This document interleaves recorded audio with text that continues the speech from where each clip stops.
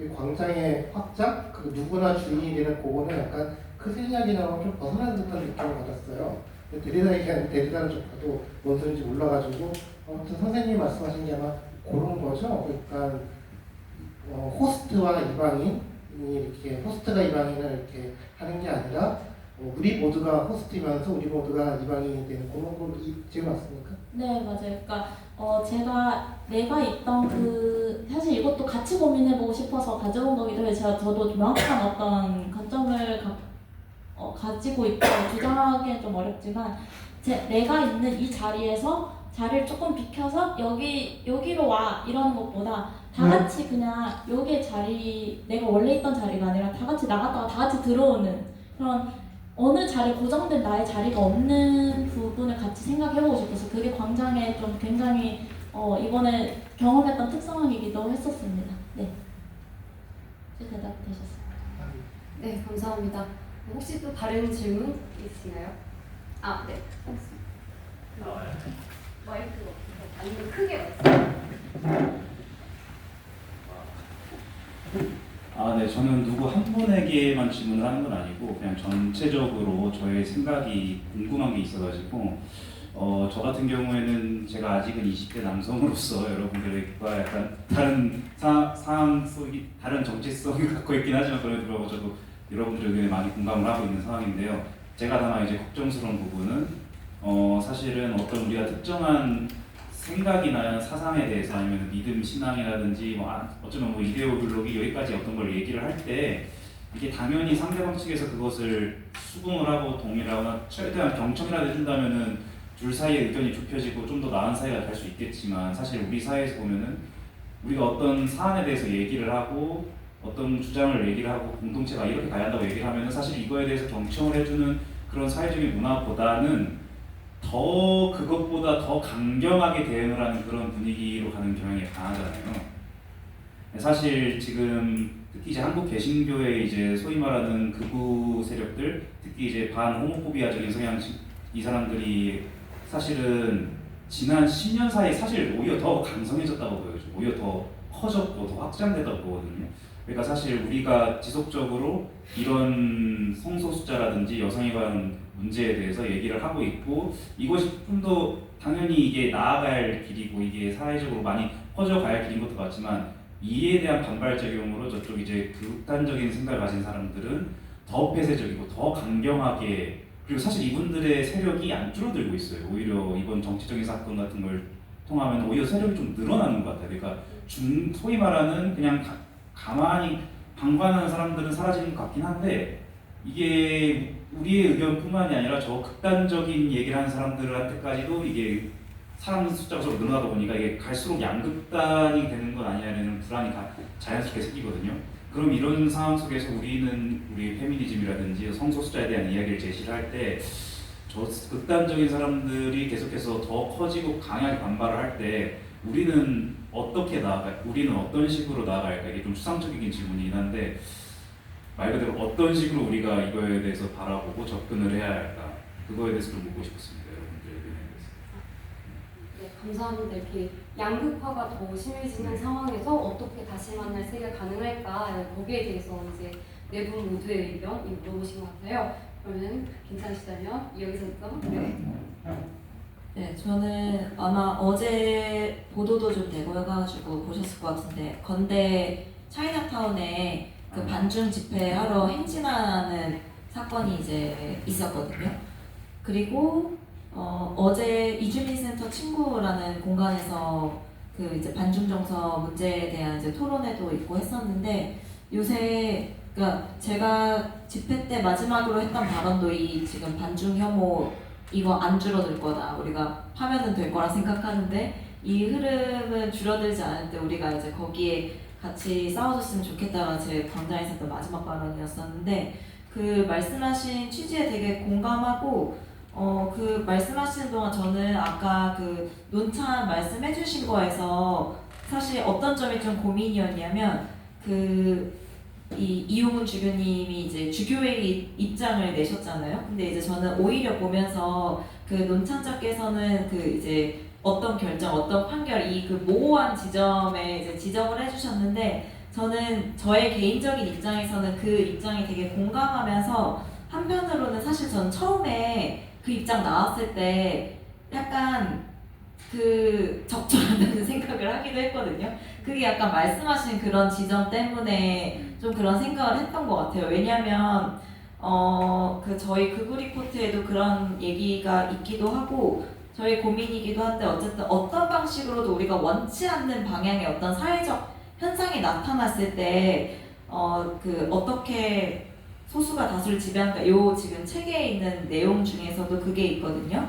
우리가 그래도 잃지 말아야 되는 세 가지 방향이 있는데 그 중에 하나가 사법 시스템에 대한 신뢰.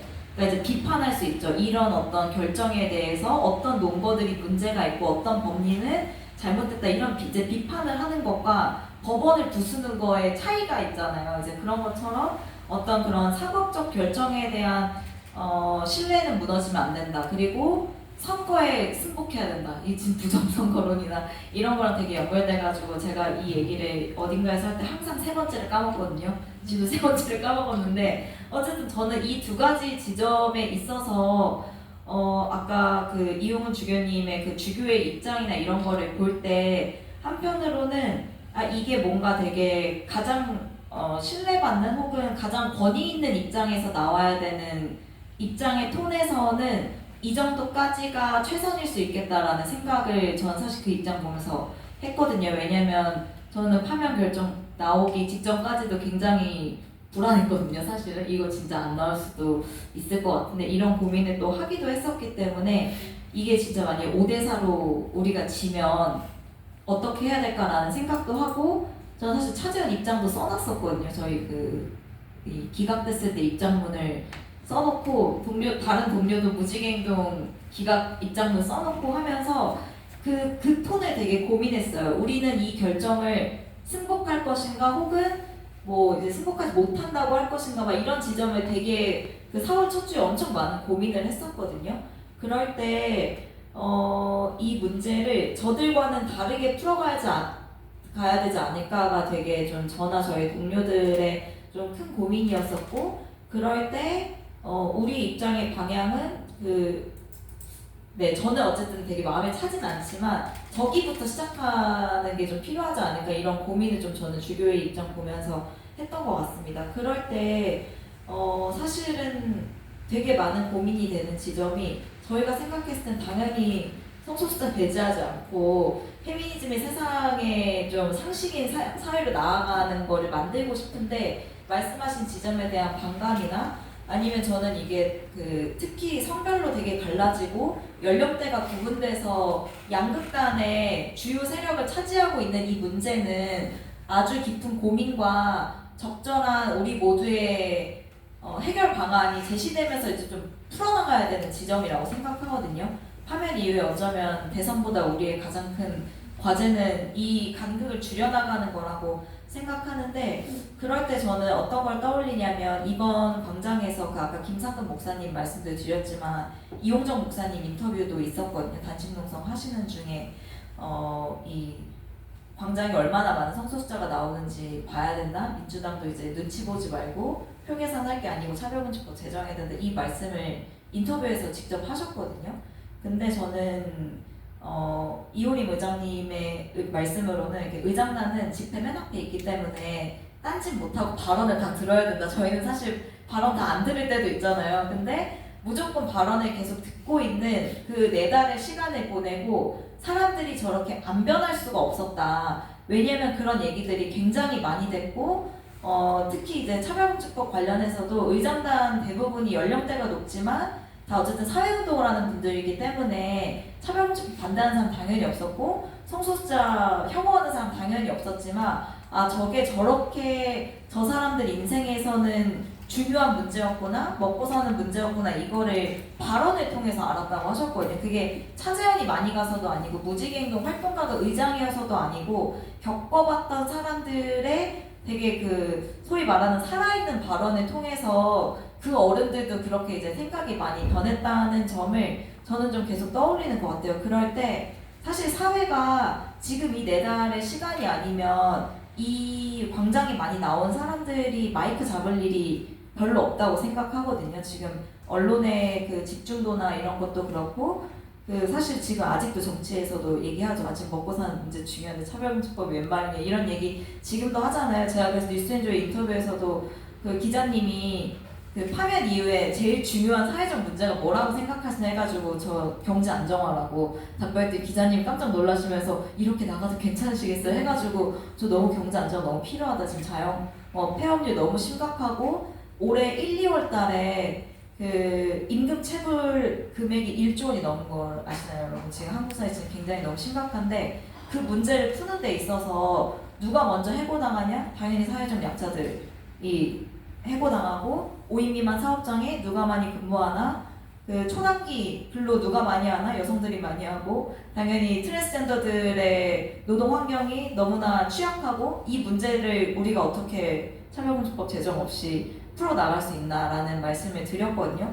근데 그 얘기들이 너무 집중받지 못하고 있는데 저는 좀 그런 거를 많이 노출되게 하고 사회가 주목하는 데서부터 좀 풀어나가는 게 필요하지 않을까. 그러니까 예를 들면 차별금지법 제정 너무 필요한데 이 얘기가 많이 하는 거는 저희 운동단체의 역할이겠지만 사람들을 설득할 때 우리가 지금 어떤 노동 환경에서 특별히 불평등한데 이걸 우리가 어떻게 할 수 있을까? 너도 약간 노동하는 노동자의 입장에서 뭐 어떤 고민이 있지 않아? 이런 얘기를 풀어가는 것부터 좀 대화가 시작되는 게 필요하고 그거를 좀 이 사회적인 자원도 거기에 집중하는 것부터 풀어가는 게 필요하지 않을까라고 말씀드리면서 제가 너무 말을 많이 했네요. 죄송합니다.